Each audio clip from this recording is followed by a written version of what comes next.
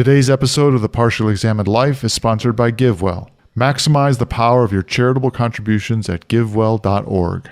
Looking for that special Christmas gift? Consider the Partially Examined Life book, a great way to lure your loved ones into a love of philosophy. Get more information at partiallyexaminedlife.com/book.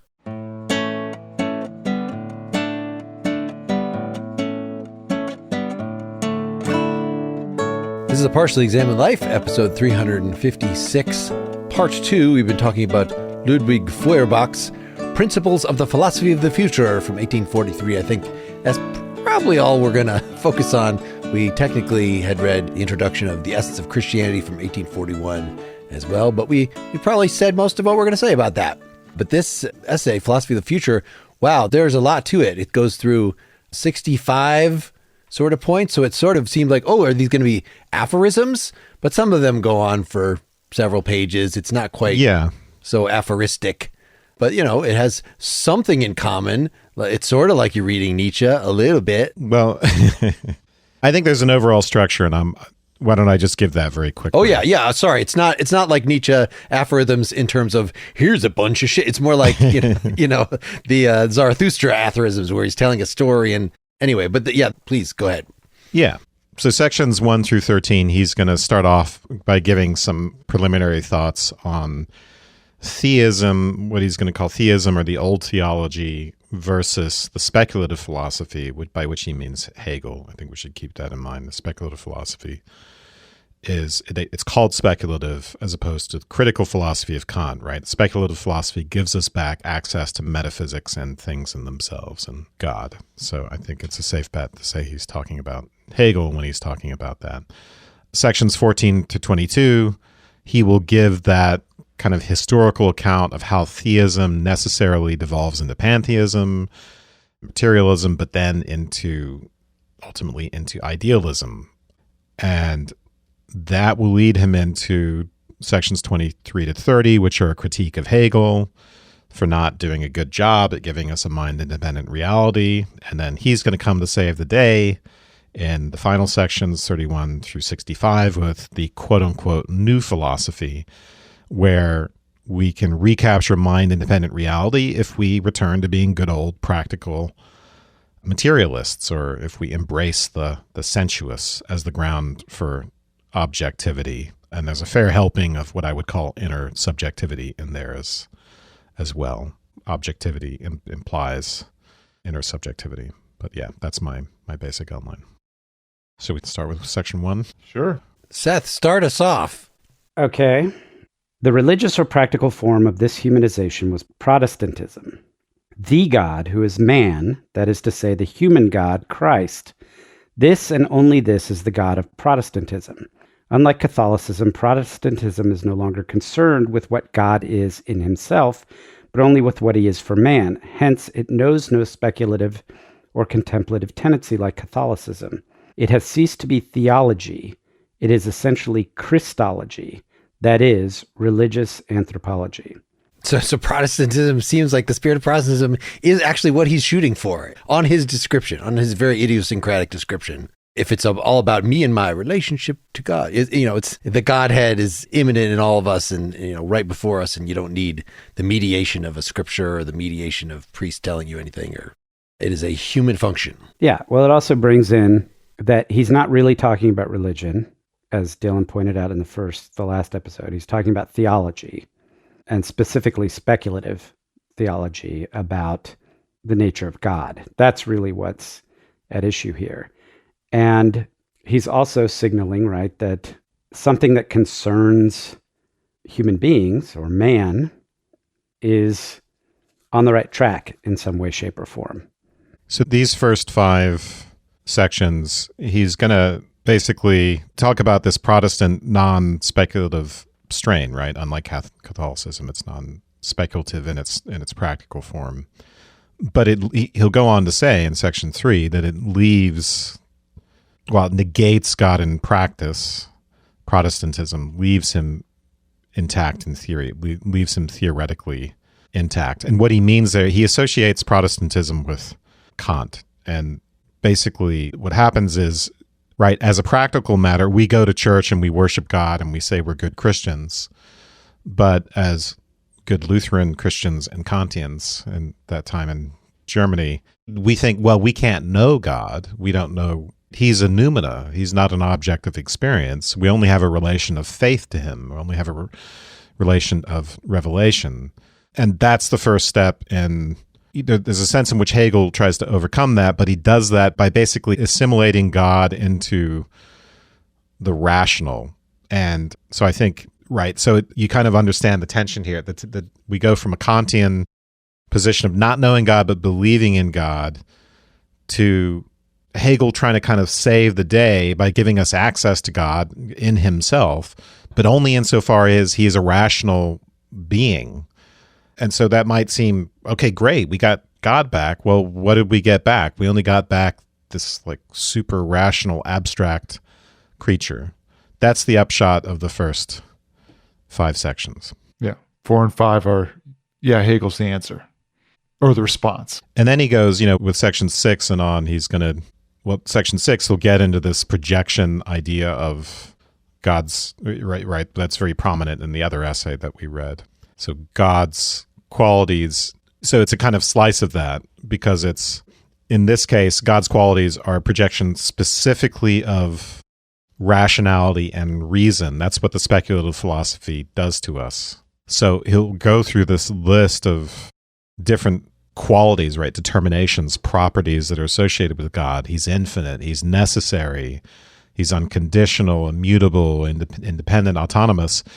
And he'll show us, you think you're talking about God? You're really just talking about reason and rationality. And he'll go through each one and show us these are just qualities of reason that are being projected onto a deity, onto a divinity.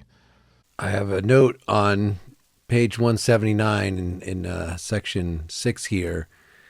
That in which a being finds satisfaction is nothing but the being in which it encounters himself as its own object. That this is like, if there was one sentence that sort of encapsulates, this is what Feuerbach is about, for me, that would be it. Yeah, I have the same page mark. Reason, is that the one you just... Yep. Yeah. Yeah, so if we're using reason to find God, then naturally we're going to find something very rational because that's what's gratifying to reason. So when we say God is necessary, we're really just describing an aspect of reason, right? Necessity, it's a logical relation. One thing flows necessarily from the other.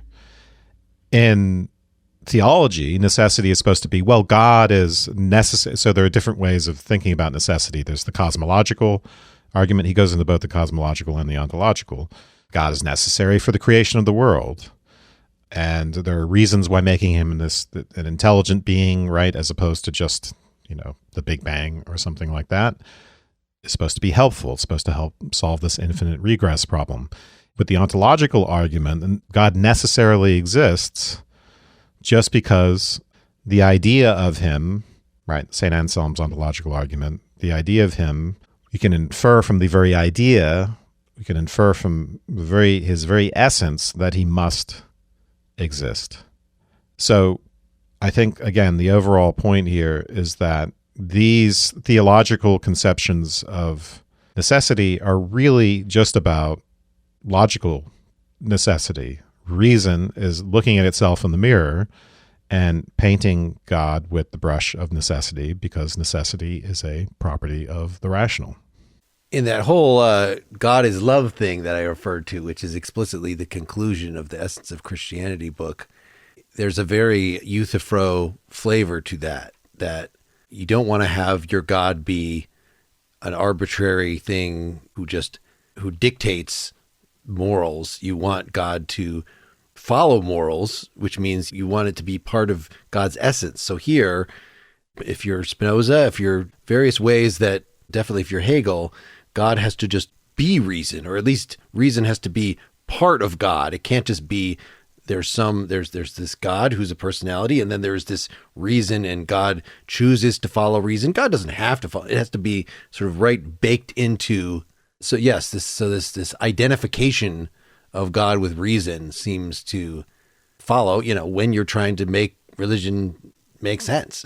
So in response to a question, the Euthyphroing question is, are things good because God says they're good, Right. or does God only do good things? Or does God do them because they are good? Because they're good. Yeah, sorry. Right. So, and Plato says obviously the latter. But then that's not to diminish God. It's not saying, oh, God sees there's a law up there, I must follow it. It's just, no, this has to be baked into the essence of God.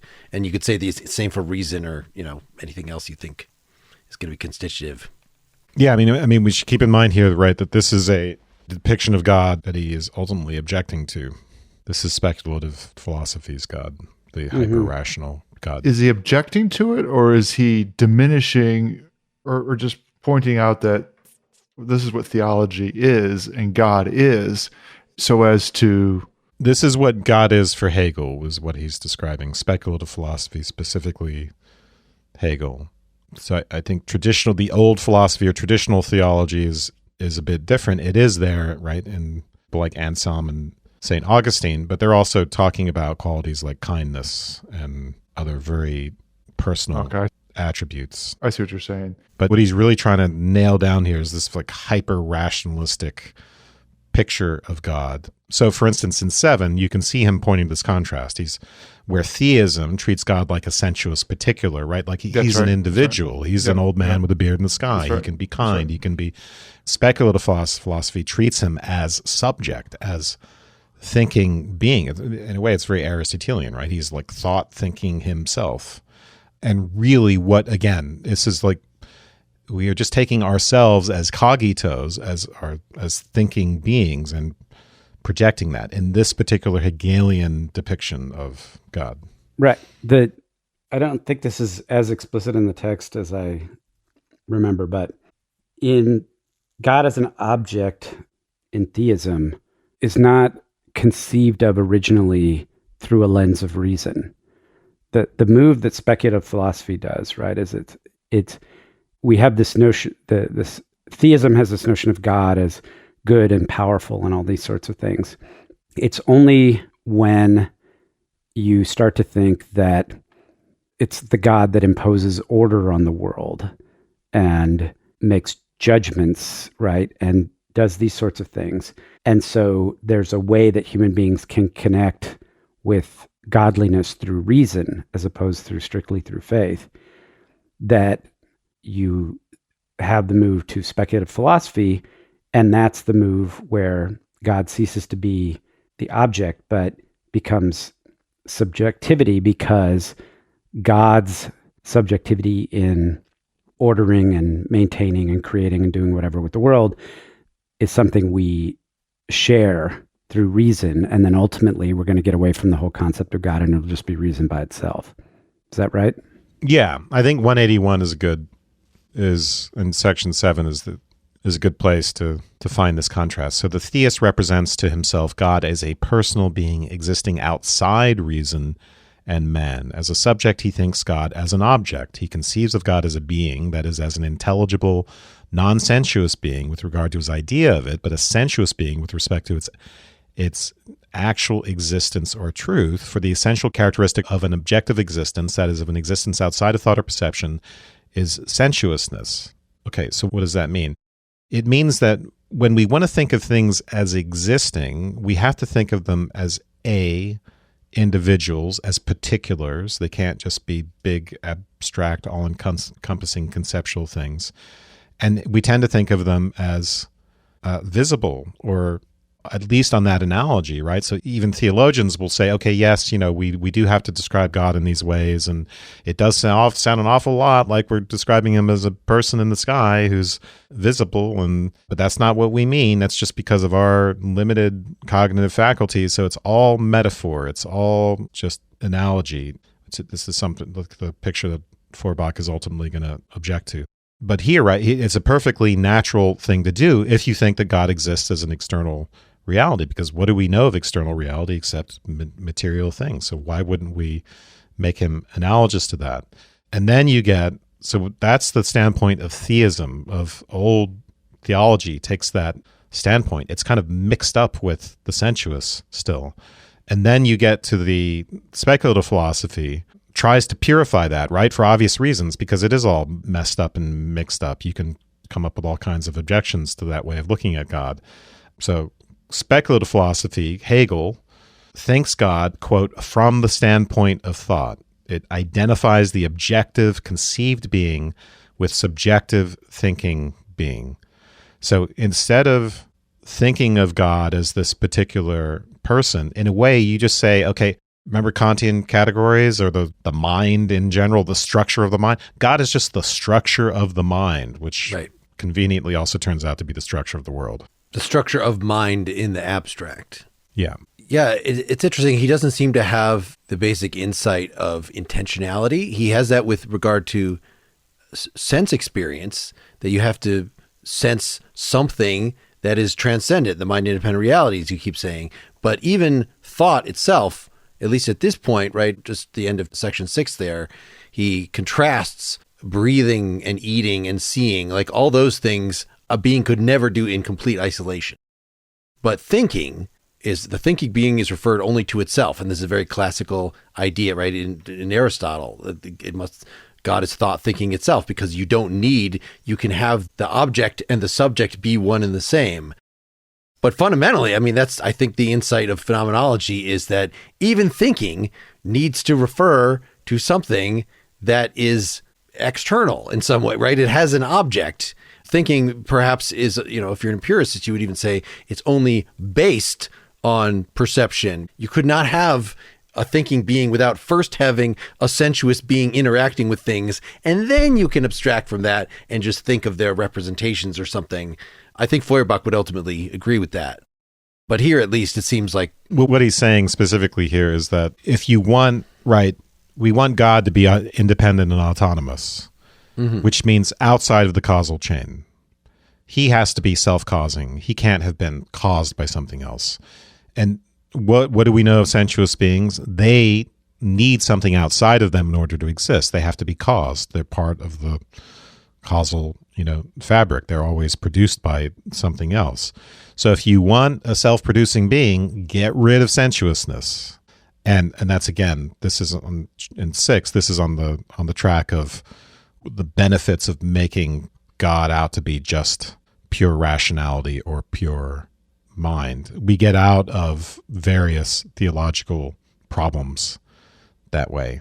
Or we explain, so in other words, God can create the world through thought without being a physical, efficient cause of the world. That's a very important role for him, and that's why we want him to be this intelligence, why we want him to be a mind. We want him to be a demiurge, to be more like an artist, a craftsman, than like an animal giving birth, to call back to Aristotle's metaphysics. We need creation out of mind. Yeah, and so that makes Hegel the omega to Aristotle's alpha in that respect. Yep. Yeah, going back to section 7, if once you've identified God and reason, the idea does God exist? That doesn't even make sense, right? You don't ask, does reason exist? And I think this is going to be fundamentally if he comes out with any theism left in him, it is because, right, if God is just the correlate or one in the same with my own passion, my own love, or you can't say, oh, does that really exist? You could ask, does that exist in you? Are you devoid of love? Or so the same thing. If God is reason, the question doesn't even make sense. Yeah, but wouldn't Feuerbach point to those kinds of things as even the thought thinking itself, that recursion that Aristotle comes to, he would say, well, look, you just made a mistake.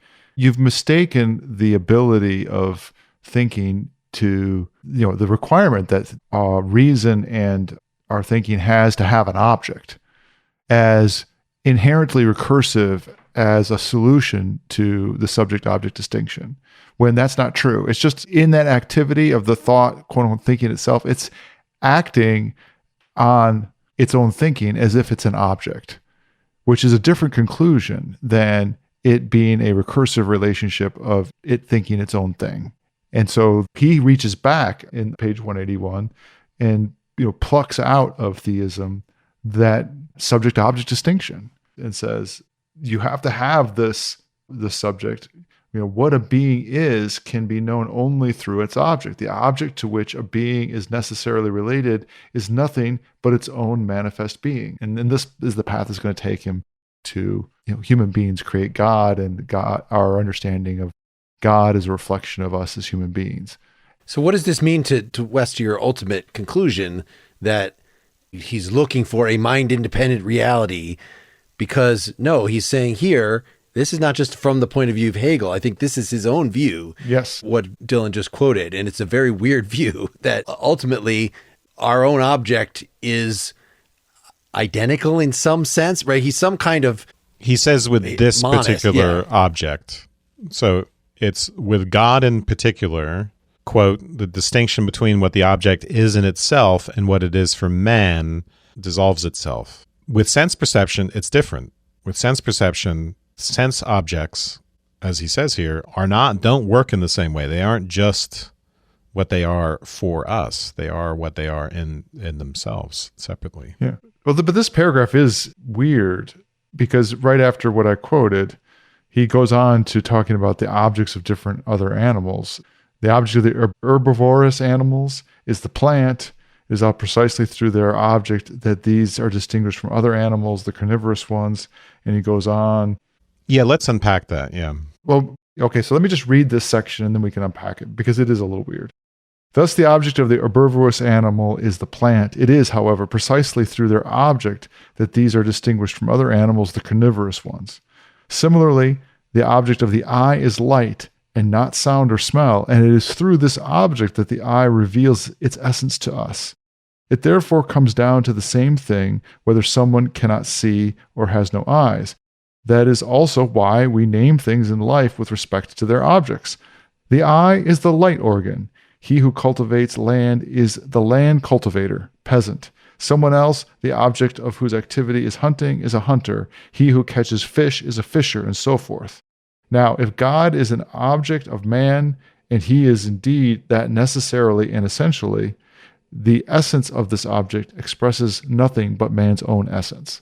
So I want to set the frame for this too. He starts this section out by saying he wants to explain why the transition from theism to speculative philosophy has an inner necessity to it, right? Mm-hmm. Echoes of Hegel there. And it's going to be because of our rational natures. There's going to be this pull towards painting God as a rational creature because we are very much that way ourselves. So he gets basic here and he wants to get into this theory that he has that if you want to know about the particular beings, you should look at the objects that they take. Okay, so what does that mean? Herbivores take plants as their objects, so that's like an eating relation. So that means they are plants. Eyes, light, land, farmers, land, hunters, hunting, fishermen, fish. It's kind of weird, right? These are very scattered examples and different sorts of relations, but I think we can understand this in terms of functional orientation, right? Especially in the case of an eye. If you can't really know what an eye is unless you understand its relationship to light, which is just another way of saying you have to understand its telos, you have to understand its functional orientation. Herbivores are biologically what they are. They're constructed in a certain way, right, through evolution to have certain properties and certain features just by virtue of their relationship to plants, to enable them to eat plants. That's part of their environment, and that's part of how they're designed. So we are, I think what he's pointing to is our tendency to have rational objects, right? In a way, that's our teleology, and it says a lot about us. It says a lot about our essence, and then that essence is what is going to be projected onto God. So if it were an herbivore creating a God, I don't know, would God look like a plant or?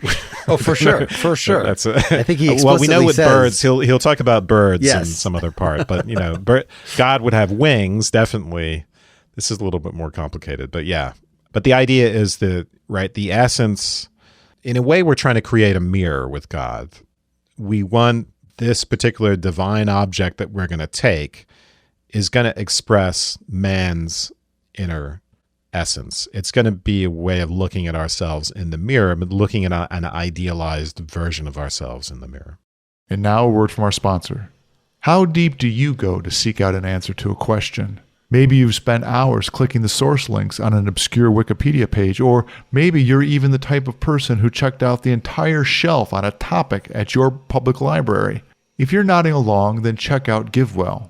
It's an organization that researches questions about global health and philanthropy, even if a satisfying answer might require years of reviewing studies, talking to experts, and over 300 footnotes.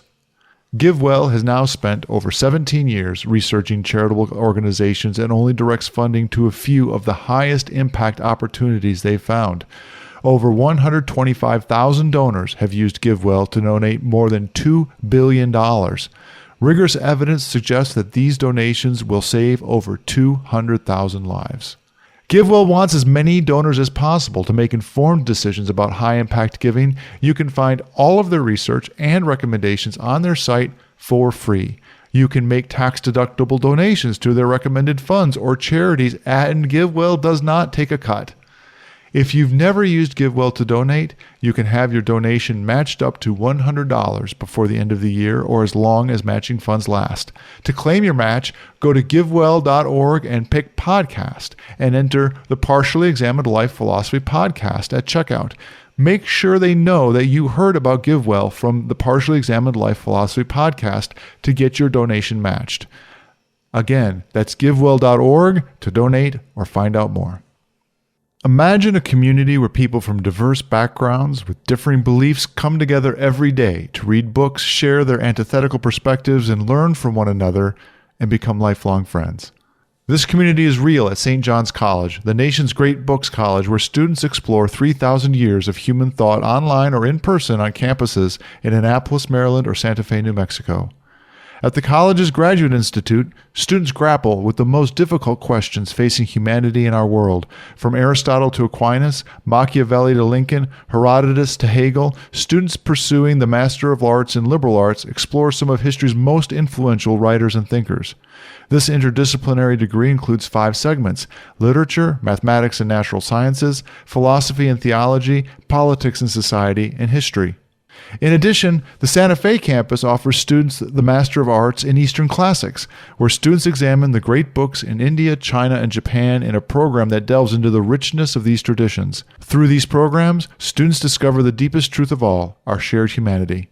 Learn more about our undergraduate and graduate programs, including online options, at sjc.edu/PEL.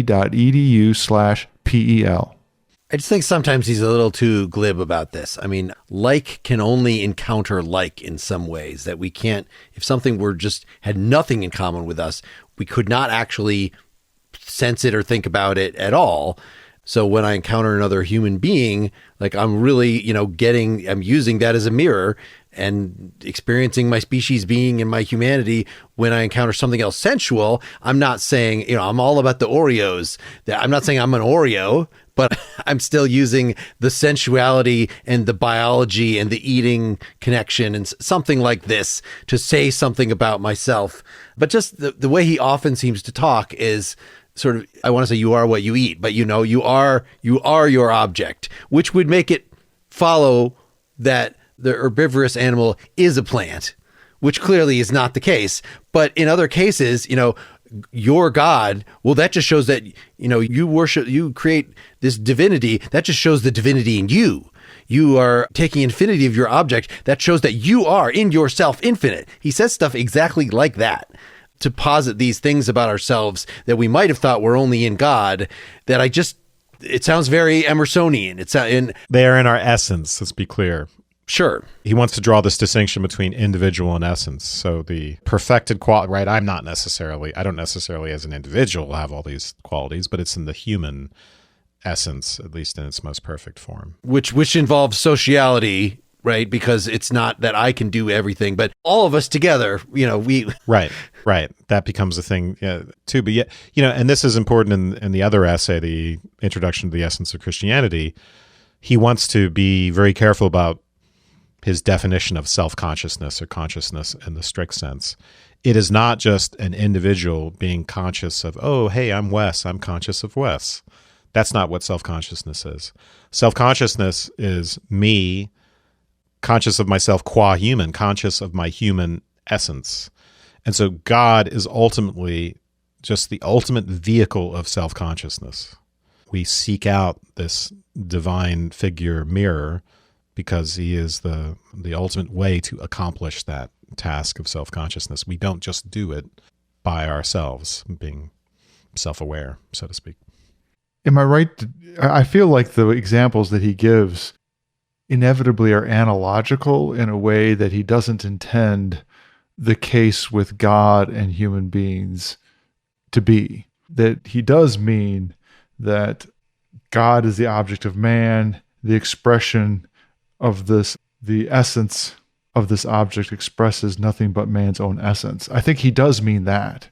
But the others seem like they've got to be analogical as a way to illustrate this point that, an herbivorous animal's object is a plant. Sure, it seems like you're going to have to admit that like the character of its essence, but it's not determinative of it. There's all kinds of other things. There's more to an herbivore than what it eats. Yes. Yeah, I mean, like just to state the reproduction and generation, right? I mean, I don't know, right? There's all kinds of things that are true about that. Right. It falls into lots of different categories, and you could take, each of those, the essence of any different classification you liked, and you could say, oh, that's its essence. Yeah, that's a problem. But I don't think he intends that with the conclusion that he has. No. I think you could rephrase in some sense. If you want to understand what a thing is, look at what it does. Mm-hmm. It eats plants. Okay, well, here's something. It's not a predator, right? It's something. It has a different essence than something that doesn't eat plants, that eats other animals or eats. You're about to say character. I think character is a good way to frame it. Maybe. Well, because it's sounding very natural dispositions to do this, that, or the other. Aristotelian. Mm-hmm. Oh, it is very Aristotelian, for sure. So I like in these examples that some of them are activities, right? Who cultivates land is a land cultivator. It should be more like, as opposed to the object, like the plant, be the fish. You're a fisher because that would make you a fish or whatever. But so we should be the godders. It's not that God is our object; it's that we are godding. Well, they're also powers, right? The example with the eye has to do with powers, as opposed to, I guess that's related to activities, but yeah. And I think why he's an atheist is because his notion of God, even though I think he wants to keep a notion of God, but it's God as self-admittedly immanent, that the God's essay is percipi. In other words, and he says in various places like, well, if you believe in a God, then for you, God exists. It sounds very relativistic for somebody that, I don't have the same impression of him that I think he's just a straight up atheist, and that this is all deflationary. I could be wrong. Yeah. All right. Well, maybe this is just throking through all this of the essence of Christianity. I have a different impression. Yeah, but it's just I haven't read enough.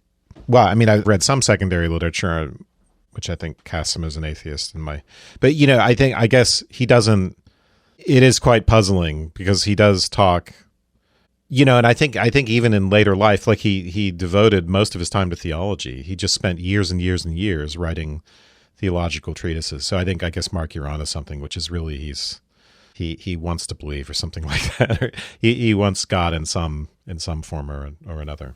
It's like, does your imaginary friend exist? Well, do you have an imaginary friend? I do. Well, then, yes, he exists. He exists in your mind. In section 8, he'll make this contrast again between ordinary theology or theism and speculative philosophy. And this is an interesting irony because theism will make God more like a sensuous particular, right? He's someone you can imagine, but he's also kind of fuzzy and remote, and we tell ourselves, well, he's not really like that. So there's a sense in which he's inaccessible, strangely enough. But the speculative philosophy, even though it makes him abstract, right, and there's no flesh on the bones, so to speak, he's not satisfyingly like a sensuous particular. We're told, don't think of God as the old man in the sky. He's, and in Haeckel's case, he's just the concept or whatever. But the advantage of the speculative philosophy is that it makes God encounterable in thought as a rational entity. So that's an interesting little you don't have to climb irony up the that he gets at in section 8. Yeah. Right, there you go. Just read a lot of books. It's probably be easier to climb up a mountain, actually, Probably. with your firstborn. Yes. Yeah, Kierkegaard definitely came through here, Oh, yeah. as something that could be, it seemed a weird variation off of Hegel, when Hegel is like, you have to meet another person and they help determine your sense of self. It's like, well, no, I could just use God, but God's not real, right? So how could you use God, and if God is real, you're definitely not talking to him in the sense, you're not sensuously encountering God, right? So how could God determine yourself? Well, I mean, first of all, I think he has a very sort of Buber, Levinas kind of thing. Like, ultimately, we do encounter God in the other person. Like, this is sort of what sanctifies our relationship, our species being and our love and our compassion, is that is the experience of God, is through another person. Nobody would just come up with the idea of God completely on their own. But once you this ball is rolling, yes, you can use that sort of imagery to partially, of course, again, through social means, since it's not your personal God. Its essay is not percipi by you. Its essence is as it perceived by the believing community or the philosophical point of view or whatever. But you're somehow able to actually gain knowledge of yourself through this thing so it's less puzzling for me than it was when Kierkegaard said it. All right, so we're up to what? So 9, 10? So 9 and 10, if you want to, yeah. Yep. Is where so he's going to accuse speculative philosophy of making God's predicates, God's properties, pure, passionless spirit. There's no matter, sensuousness there. It's just absolute thought. And he's going to blame that on a trend that begins in early modern philosophy in Descartes and Leibniz, where God is starting to be thought of as a non-material substance on analogy to the thinking substance, right? Which has been marked off from and contrasted from material substance. And then by the time we get to Hegel, it's pure intellect. Yeah, there's the beginning of Cartesian philosophy, namely the abstraction from sensuousness and matter, is also the beginning of modern speculative philosophy. But Descartes and Leibniz regarded this abstraction only as a subjective condition for cognizing the non-material being of God. They conceived the non-materiality of God as an objective quality independent of abstraction and thought. Theirs was still the standpoint of theism. That is to say, they considered the non-material being as the object and not as the subject, i.e. the active principle or the real essence of philosophy. Clockwork God.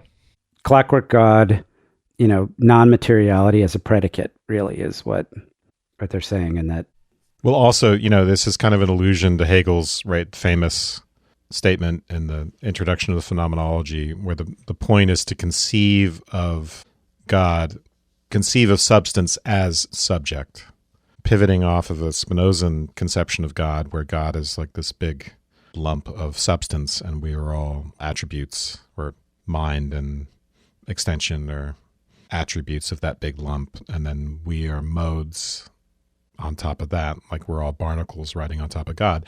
That particular God, the Spinozan God, even though Spinoza might talk about him as an intelligent being, he's also equated with nature. It's pantheistic. It's like he's a big lump of matter and everything is a property of that big lump of matter. And so I think he's thinking here that there's something similar going on with Descartes and Leibniz. It's not that they don't think of God as an intelligent being, but that intelligence is not fully fleshed out. He's more like a big lump of substance. And Hegel's going to come along and really inject the subject into that substance and say, by saying he is our own ego, he is our own mind writ large. It's not just that there's this divine intelligent entity who's similar to us in certain ways. Our minds, in some sense, are his mind. The world is his mind. Yeah, so are Berkeley and Malebranche sort of the halfway points getting to that view that for Berkeley, it's God as perceiver is literally what, creates the mind independent reality. And Malebranche, I don't know if it's the perceiving, but certainly the acting, that it's not just a clockwork God, it's God who is at every second getting in there and using his activity to make things happen. I'm not sure if we're all the way to God being a subject there, but God is certainly quite involved. Well, but involved in a different way than... Well, no, yeah. I mean, with Malebranche, yeah, we're intuiting space and time in God, right? Instead of having the intuition of space and time as forms of our own mind, they are part of God. That's the way he describes it. Kant will just say, okay, let's take that out of God, put it into the mind. Hegel's, actually, let's take it back out of the mind, put it into God. Because that's where we want things in themselves to be. We want reality. Of course, yeah. And now that's going to be the object of this criticism. Wes, you just really made me want to hear the hymn that Spinoza would write about the lump that we are nodes of. You know, like I couldn't help but hear like kind of a Catholic priest, but a Spinozan spinning out, "Oh, the lump, we are." Anyway. Yeah, for some reason I always just think of Spinozan God as this big lump of clay and that everything is imprinted in, or like a whale with barnacles on it, but not a very flattering way of looking at it. So I think the idea here is that Hegelian absolute idealism, the speculative philosophy, sort of it completes the trend of treating God as a subject, as a rational subject, and therefore projecting man's intellect and essence, rational essence, into God. Yeah. The difference is, he'll end on the difference is that we, unlike God, right? God can have an intellectual intuition of everything. We are stuck with quote unquote dark perceptions. Our perception of the world is mediated by the material, and Descartes and Leibniz have to account for that. So how much are we really going to spend? Do we really want to get into the specific critique in the following sections of Hegel? Can we sum it up rather than these were just, they just get worse and worse as they go, more and more difficult to me. Yeah, I mean, I see that the critique of Hegel is not really fully starting until 23, but okay.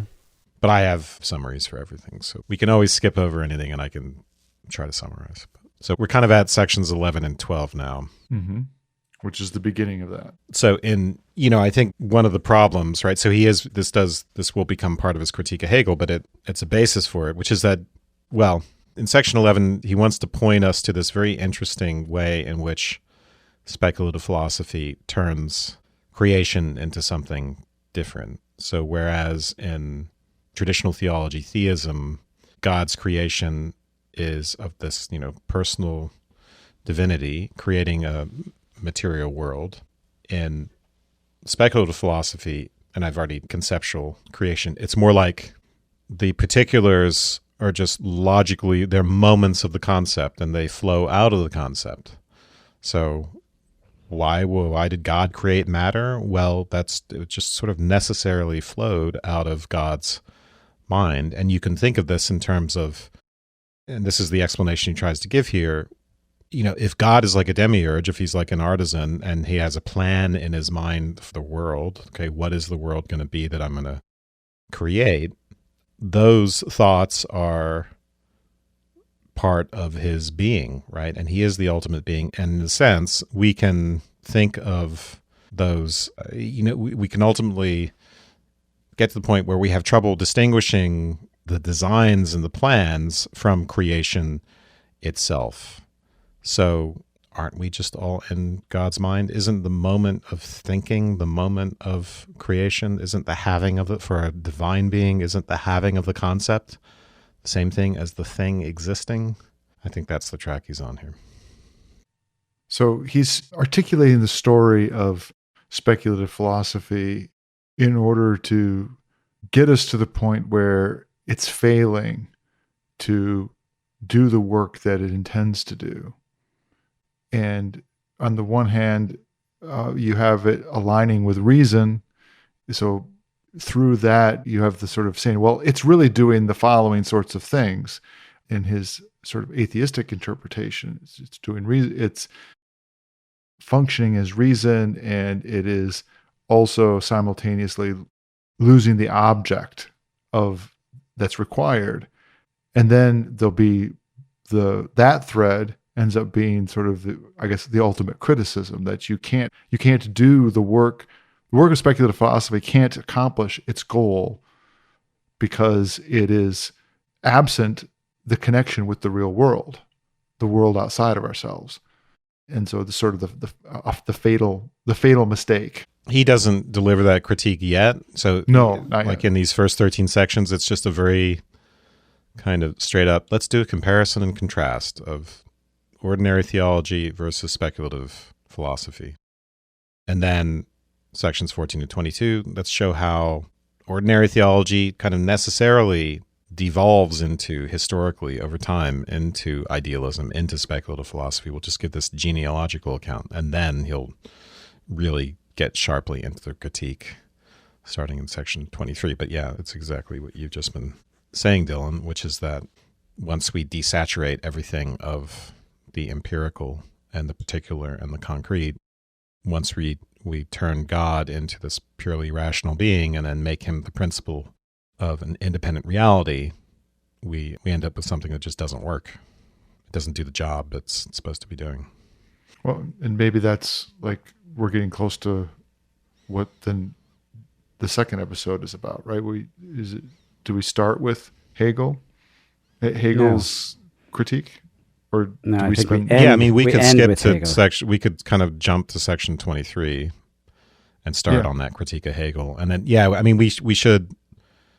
Spend a half an hour on that.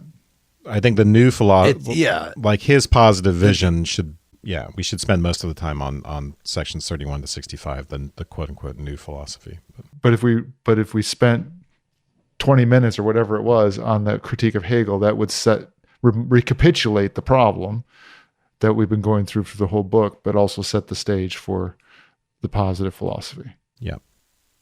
And supposedly, I mean, Wes, you were saying as we were prepping for this, like, oh, I didn't understand Marx's rejection of Hegel. Oh, that's right. That's why we're reading this, is because of Marx. Well, And it just sort of a for me, it took him an preliminary, independent life of its own. It's no longer about Marx, but yeah.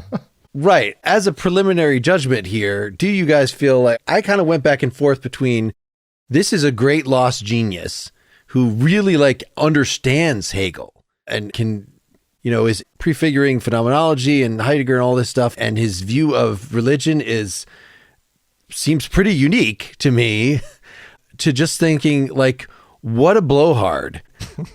I actually like Marx's strategy of just saying the hell, I just feel like Marx, of course, I'm saying this out of kind of an ignorance of the Marx corpus, so I'm sorry, but that just was not a very careful reader of Hegel, right? That he kind of knew a lot of people were talking about Hegel, and so historical determinism and the evolution of things, and Marx ran with stuff like that, but he was kind of like Nietzsche read Hegel. He was aware, but he didn't spend a crap load of time immersed in the logic and the phenomenology, whereas this guy did. So does that make him a better philosopher, or does it make him much less? I thought Marx did. I thought Marx specifically went to university to immerse himself in German idealism, and then I think you're right. But I'm relying on my fuzzy knowledge here but yeah. In what I know of him, I'm not seeing, right. Okay. I should retract all that. We're just not reading the right things by Marx. You might be right, but Well, I guess I'm not gigantically deeply familiar with Marx's corpus, but having out of everything from the German ideology, the manuscripts and the bits of, I don't know, the several hundred pages of the 1,500 pages of the Capital that I've read, it's not a dissection of Hegel, right? You could have a different criticism of this than criticism of Marx, but Feuerbach is really doing a genealogy, intellectual history. Then he's going to get to the end of it saying, you didn't quite get it right. This is what you need to do, kind of thing, which is very different than what Marx is doing. Although the end is kind of I was thinking this is like a manifesto at the end, his new philosophy. This is he thinks he's starting a revolution. And I think I feel exactly the same way as you do, Mark, this alternating between he's brilliant and he's bloviating. So I do think he's brilliant. The reason why I wanted to spend 2 recordings on him is I just felt like I'm learning so much. And part of it is just being kind of dipped into a conversation, instead of reading a commentary on the phenomenology or something. And it's like I'm being dipped into the conversation at the time. If people were tweeting back and forth at each other about Hegel and it were controversial, and I'm suddenly part of a conversation, I feel like, when I'm reading Feuerbach, and I'm like, oh, this is the way Hegel was read and thought about and what they understood him to mean. I find that very enlightening, regardless of whether or not I don't think he's a lightweight at all. I mean, he's obviously very learned, and he is, right, flamboyant. Let's just put it that way. As philosophers were allowed to be once upon a time. But yeah. Yeah. And he also gets completely overshadowed by Marx, just by the course of human events. Yep. Of course, even though we read the logic, some of the logic for some episodes, I still don't feel comfortable enough to know, like, is this a good reading of Hegel? Is this a good critique of Hegel? We did read the first chapter of the Phenomenology there, and it seemed like when it came down to it and talked about the treatment of the this, that, it's only... Hegel was making a very abstract point about how ostension, pointing, can't uniquely pick something out. And Feuerbach responds like, but if you're actually a person in the world, what you're actually pointing at is all that matters. Think about pointing at your wife. Is she just a this? You could just be pointing at all the wives. And I'm just like, this seems like a bad response. Anyway, we'll get into it. We can get much more into detail about this. So we will persist, and folks should feel free to email us as to your opinion as to whether this is one of the great lost thinkers that should be on everybody's syllabus, or whether, the fact that we waited 15 plus years to get to him is entirely deserved and he's only a footnote to Marx, whatever. Interested in hearing about it. Thanks so much for listening. We'd love to hear what you want us to read. Email us at pel@partiallyexaminedlife.com. Reach out to us through Facebook, through X. Maybe we should start a Blue Sky account. It seems everybody's doing it. We'll see. Email us, through the website. Thanks, everybody, and good night. Good night. Good night. Good night.